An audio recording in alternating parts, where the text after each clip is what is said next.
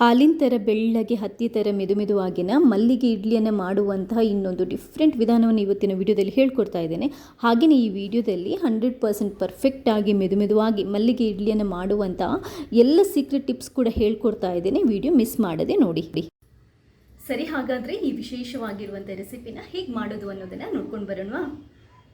ಈ ಮಲ್ಲಿಗೆ ಇಡ್ಲಿ ಮಾಡಲಿಕ್ಕೆ ನಾನು 2 ಲೋಟದಷ್ಟು ಇಡ್ಲಿ ರೈಸನ್ನು ತಗೊಂಡಿದ್ದೇನೆ, ಅಥವಾ ಬೆಳ್ತಿಗೆ ರೈಸ್, ದೋಸೆ ರೈಸ್ ಯಾವುದು ಬೇಕಾದರೂ ತಗೋಬೋದು. ಈ ಲೋಟದಲ್ಲಿ 2 ಲೋಟ ಅಕ್ಕಿಯನ್ನು ತಗೊಂಡು 6 ಗಂಟೆ ಕಾಲ ನೆನೆ ಹಾಕಿ ಅದಾದ ನಂತರ ಅದನ್ನ ಕ್ಲೀನಾಗಿ ತೊಳ್ಕೊಬೇಕು. ನೀರು ಟ್ರಾನ್ಸ್ಪರೆಂಟ್ ಆಗೋ ತನಕ ನೀಟಾಗಿ ತೊಳ್ಕೊಬೇಕು.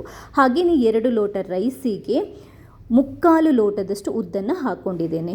ಈ ಉದ್ದನ್ನು ಕೂಡ ಅಷ್ಟೇ 6 ಗಂಟೆ ಕಾಲ ನೆನೆ ಹಾಕಿ ನೀರು ಕ್ಲೀನ್ ಆಗೋ ಥರ ನೀಟಾಗಿ ತೊಳ್ಕೊಬೇಕು. ಹಾಗೆಯೇ ಒಂದು 4 ಟೇಬಲ್ ಸ್ಪೂನಷ್ಟು ಸಬ್ಬಕ್ಕಿ ಕೂಡ 6 ಗಂಟೆ ಕಾಲ ನೆನೆ ಹಾಕಿ ಇಟ್ಕೊಂಡಿದ್ದೇನೆ. ಮೊದಲಿಗೆ ನಾವು ರೈಸನ್ನು ಕ್ಲೀನಾಗಿ ತೊಳೆದ್ಬಿಟ್ಟು ರುಬ್ಕೊಳ್ಳೋಣ.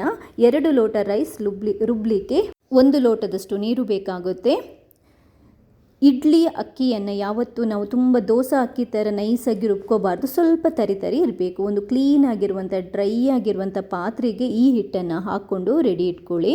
ಇದಾದ ನಂತರ ನಾವು ಉದ್ದನ್ನು ರುಬ್ಕೋಬೇಕು. ಉದ್ದನ್ನು ಕೂಡ ಅಷ್ಟೇ ನೀಟಾಗಿ ತೊಳ್ಕೊಳ್ಳಿ. ನೀಟಾಗಿ ತೊಳ್ಕೊಳ್ಳೋದ್ರಿಂದ ಏನಾಗುತ್ತೆ ಅಂತಂದರೆ ಇಡ್ಲಿ ಬೆಳ್ಳಗೆ ಬರುತ್ತೆ.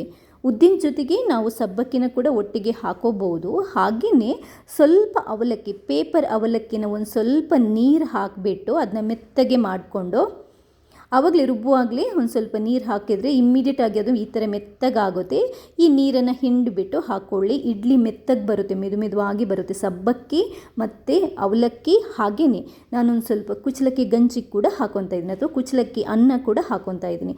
ಇದು ಯಾಕಂತಂದರೆ ಇಡ್ಲಿ ಮೆತ್ತಗೆ ಬರುತ್ತೆ. ಇದಕ್ಕೆ ನಾವಿವಾಗ ಒಂದು 3/4 ಲೋಟದಷ್ಟು ನೀರನ್ನು ಹಾಕ್ಕೊಂಡು ಗ್ರೈಂಡ್ ಮಾಡ್ಕೊಳ್ಳೋಣ. 1 ಲೋಟ ಉದ್ದಿಗೆ ಅರ್ಧ ಅಥವಾ 3/4 ಲೋಟದಷ್ಟು ನೀರನ್ನು ನಾವು ಗ್ರೈಂಡ್ ಮಾಡುವಾಗ ಹಾಕೋಬಹುದು. ಇವಾಗ ರುಬ್ಬಿದಂತಹ ಉದ್ದಿನ ಹಿಟ್ಟನ್ನು ಈ ಅಕ್ಕಿ ಹಿಟ್ಟಿಗಿದೆಯಲ್ವ ಅದಕ್ಕೇ ಆ ಪಾತ್ರೆಗೇ ಹಾಕ್ಕೊಳ್ಳಿ. ಕೈಯಲ್ಲೇ ನಾವು ಇದನ್ನ ಕಲಿಸ್ಕೋಬೇಕು. ಯಾಕೆ ಕೈಯಲ್ಲಿ ಅಂತ ಹಿಂದಿನ ಕಾಲದಲ್ಲಿ ನೀವು ನೋಡಿರ್ಬೋದು, ನಮ್ಮ ಅಮ್ಮ ಅಜ್ಜಿ ಎಲ್ಲ ಕೈಯಲ್ಲಿ ಹಿಟ್ಟನ್ನು ಕಲಿಸ್ತಾ ಇದ್ರು. ಯಾಕಂತಂದರೆ ಕೈ ಬೆಚ್ಚಗಿರುತ್ತಲ್ವ, ಅದು ಹಿಟ್ಟು ಬೇಗ ಹದ ಆಗಲಿಕ್ಕೆ ಹೆಲ್ಪ್ ಆಗುತ್ತೆ. ನೀರೊಂದು ಸ್ವಲ್ಪ ಕಮ್ಮಿ ಆಯಿತು ಅಂತಂದರೆ ಒಂದು ಅರ್ಧ ಲೋಟದಷ್ಟು ನೀರನ್ನು ಸೇರಿಸ್ಕೋಬೋದು. ನೀರು ಹಾಕುವಾಗ ತುಂಬಾ ಕೇರ್ಫುಲ್ ಆಗಿರಿ, ಹಿಟ್ಟು ತೆಳ್ಳಗಾಗಬಾರ್ದು. ಈ ಹದ ಪರ್ಫೆಕ್ಟ್ ಆಗಿದೆ. ನೀಟಾಗಿ ಕೈಯಿಂದ ಮಿಕ್ಸ್ ಮಾಡಿಕೊಂಡು ಇದನ್ನ ಕ್ಲೋಸ್ ಮಾಡಿ ಇಡಬೇಕು. ನಾನು ಸೋಡಾ ಪುಡಿ ಯಾವುದೂ ಹಾಕಲ್ಲ. ನೀಟಾಗಿ ಕ್ಲೋಸ್ ಮಾಡಬೇಕು, ಎಲ್ಲೂ ಗಾಳಿ ಹೋಗಬಾರ್ದು. ಇವಾಗ ಒಂದು ದಪ್ಪಗಿನ ಟವೆಲ್ ಅಥವಾ ಬೆಡ್ಶೀಟ್ ಕೂಡ ಆಗುತ್ತೆ, ಅದನ್ನ ತಗೊಂಡು ಈ ಇಡ್ಲಿ ಪಾತ್ರೆ ಇದೆಯಲ್ವ ಅದನ್ನ ನೀಟಾಗಿ ಬೆಚ್ಚಗೆ ಇರಲಿಕ್ಕೆ ಈ ಥರ ಟವೆಲಿಂದ ಫೋಲ್ಡ್ ಮಾಡ್ಕೊಂಡು ಯಾವುದಾದ್ರೂ ಬೆಚ್ಚಗಿನ ಕಬೋರ್ಡಲ್ಲಿ ಒಳಗಡೆ ಇಡಬೇಕು. ಬೆಚ್ಚಗೆ ಇದ್ರೇ ಇಡ್ಲಿ ಹಿಟ್ಟು ಚೆನ್ನಾಗಿ ಉಬ್ಬಿ ಬರುತ್ತೆ. ಮಿನಿಮಮ್ ಒಂದು 10 ಗಂಟೆ ಆದರೂ ಇಡಬೇಕು ಚಳಿ ಟೈಮಲ್ಲಿ, ಇಲ್ಲಾಂದರೆ ಉಬ್ಬಿ ಬರಲ್ಲ.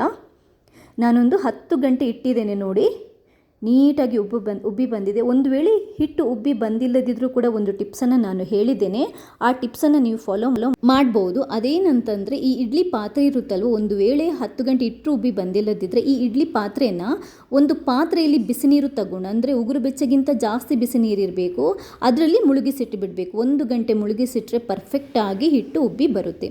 ಇವಾಗ ಇದಕ್ಕೆ ಅರ್ಧ ಟೇಬಲ್ ಸ್ಪೂನಷ್ಟು ಉಪ್ಪು, ಅರ್ಧ ಟೇಬಲ್ ಸ್ಪೂನಷ್ಟು ಸಕ್ಕರೆ ಹಾಕ್ಕೊತಾ ಇದ್ದೀನಿ. ಸಕ್ಕರೆ ಹಾಕಿದರೆ ಫ್ಲೇವರ್ ಚೆನ್ನಾಗಿ ಬರುತ್ತೆ. ನನಗೆ ಯೂಶ್ವಲಿ ಇಷ್ಟ ಒಂದು ಸ್ವಲ್ಪ ಸ್ವೀಟಿಶ್ ಫ್ಲೇವರ್. ನೀವು ಬೇಡ ಅಂದರೆ ಸ್ಕಿಪ್ ಮಾಡ್ಬೋದು. ನೀಟಾಗಿ ಮಿಕ್ಸ್ ಮಾಡ್ಕೊಳ್ಳಿ. ನೋಡಿ, ಪರ್ಫೆಕ್ಟಾಗಿ ಇಡ್ಲಿಗೆ ಹಿಟ್ಟು ರೆಡಿಯಾಗಿದೆ. ಇವಾಗ ಮನೆಯಲ್ಲಿ ಈ ಥರ ಚಿಕ್ಕದಾಗಿರುವಂತಹ ಟೀ ಲೋಟ ಇರುತ್ತಲ್ವ, ಸ್ಟೀಲ್ ಲೋಟ, ಅದನ್ನ ನೀಟಾಗಿ ತೊಳೆದ್ಬಿಟ್ಟು ಡ್ರೈ ಮಾಡಿಬಿಟ್ಟು ಸ್ವಲ್ಪ ಆಯಿಲನ್ನು ಹಚ್ಚಿಬಿಟ್ಟು ಅದಕ್ಕೆ ನಾವು ಈ ಹಿಟ್ಟನ್ನು ಹಾಕ್ಕೋಬೇಕು. ಪೂರ್ತಿ ಹಾಕಬಾರ್ದು, ಫುಲ್ ಮಾಡಬಾರ್ದು. ಮೇಲ್ಗಡೆ ಒಂಚೂರು ಗ್ಯಾಪ್ ಇರಲಿ, ಯಾಕಂತಂದರೆ ಇದು ಉಬ್ಬಿ ಬರುತ್ತೆ. ಅದಕ್ಕೋಸ್ಕರ ನೋಡಿ, ಈ ಥರ ಎಲ್ಲ ಲೋಟಗಳಿಗೂ ಫಿಲ್ ಮಾಡ್ಕೊಳ್ಳಿ. ಎಲ್ಲ ಲೋಟದಲ್ಲಿ ಹಿಟ್ಟನ್ನು ಹಾಕಿಬಿಟ್ಟು ರೆಡಿ ಇಟ್ಕೊಂಡಿದ್ದೇನೆ. ಈಗ ಸ್ಟವ್ ಮೇಲೆ ಇಡ್ಲಿ ಸ್ಟೀಮ್ ಮಾಡುವಂಥ ಪಾತ್ರೆನ ಇಟ್ಬಿಟ್ಟು ನೀರು ಹಾಕಿಬಿಟ್ಟು ಕುದಿಸಿ ಇವಾಗ ಈ ಲೋಟಗಳನ್ನು ಇಟ್ಬಿಡ್ತಾ ಇದ್ದೇನೆ ಇಡ್ಲಿದು. ಇವಾಗ ಇದನ್ನ ಮುಚ್ಚಿಟ್ಬಿಟ್ಟು ಒಂದು 8ರಿಂದ 10 ನಿಮಿಷ ಸಾಕು ಇಡ್ಲಿ ಬೇಯಲಿಕ್ಕೆ. ಹೈ ಫ್ಲೇಮಲ್ಲಿ ಇಟ್ಬಿಡ್ಬೋದು. 8 ನಿಮಿಷ ಆಗಿದೆ. ಓಪನ್ ಮಾಡ್ತಾ ಇದ್ದೀನಿ. ಪರ್ಫೆಕ್ಟಾಗಿ ಇಡ್ಲಿ ಬೆಂದಿದೆ, ಉಬ್ಬಿ ಕೂಡ ಬಂದಿದೆ. ನಿಮಗೆ ನೋಡಿದ್ರೇ ಗೊತ್ತಾಗುತ್ತೆ ಯಾವ ಥರ ಬಂದಿದೆ ಅಂತ. ಇದೊಂಚೂರು ಬಟ್ಟೆನ ಕವರ್ ಮಾಡಿಕೊಂಡು ನೋಡಿ, ಟವೆಲಲ್ಲಿ ಒದ್ದಿದ ಟವೆಲನ್ನು ಕವರ್ ಮಾಡಿಕೊಂಡು ಈ ಥರ ತೆಗೆದಿಟ್ಬಿಡಿ. ಯಾಕಂತಂದರೆ ತಣ್ಣಗಾದರೆ ನಮಗೆ ತೆಗಿಲಿಕ್ಕೆ ಈಸಿ ಆಗುತ್ತೆ. ಸ್ವಲ್ಪ ತಣ್ಣಗಾಗಲಿಕ್ಕೆ ಬಿಡಿ. ತುಂಬ ತಣ್ಣಗಾದರೆ ಅದು ಟೈಟಾಗಿ ಅಂಟ್ಕೊಳ್ಳುತ್ತೆ. ಮೀಡಿಯಮ್ ಬಿಸಿ ಇರುವಾಗ ನೋಡಿ, ಜಸ್ಟ್ ಈ ಥರ ಒಂದ್ಸರಿ ನೀವು ಕೊಡಕೊಂಡ್ರೆ ಸಾಕು. ಒಂಚೂರು ಲೋಟಕ್ಕೆ ಕೂಡ ಅಂಟಿಲ್ಲ, ಪರ್ಫೆಕ್ಟಾಗಿ ಇಡ್ಲಿ ಬಂದಿದೆ. ಎಷ್ಟು ಮೆತ್ತಗಾಗಿದೆ ಅಲ್ವಾ? ನಿಮಗೆ ಇದನ್ನ ಫೀಲ್ ಮಾಡ್ಬೋದು ನೋಡಿ. ಸಖತ್ ಸಾಫ್ಟಾಗಿ ತುಂಬಾ ಮೆದುವಾಗಿ ಬೆಳ್ಳಗೆ ಈ ಲೋಟದ ಮಲ್ಲಿಗೆ ಇಡ್ಲಿ ರೆಡಿಯಾಗಿದೆ ನೋಡಿ. ಗುಡು ಥರ ಎಷ್ಟು ಚೆನ್ನಾಗಿದೆ ನೋಡಿ. ನಿಮಗೆ ನೋಡಿದರೆ ಗೊತ್ತಾಗುತ್ತೆ, ನಾನೇನು ಜಾಸ್ತಿ ಎಕ್ಸ್ಪ್ಲೇನ್ ಮಾಡೋ ಅವಶ್ಯಕತೆ ಇಲ್ಲ. ಇದಕ್ಕೆ ಕಾಯಿ ಚಟ್ನಿ ಕೂಡ ಸಖತ್ತಾಗಿರುತ್ತೆ. ಇಡ್ಲಿ ಸಾಂಬಾರು ಕೂಡ ತುಂಬಾ ಚೆನ್ನಾಗಿರುತ್ತೆ. ಒಂದ್ಸರಿ ಈ ರೆಸಿಪಿನ ಟ್ರೈ ಮಾಡಿ, ಮರೆಯದೆ ನನಗೆ ನಿಮ್ಮ ಫೀಡ್ಬ್ಯಾಕ್ನ ತಿಳಿಸಿ. ಹಾಗೆಯೇ ನನ್ನ ಈ ಪ್ರಯತ್ನ ಇದೇ ಥರ ಸಪೋರ್ಟ್ ಮಾಡ್ತಾನೆ ಇರಿ. ಥ್ಯಾಂಕ್ಸ್ ಎಲ್ರಿಗೂ.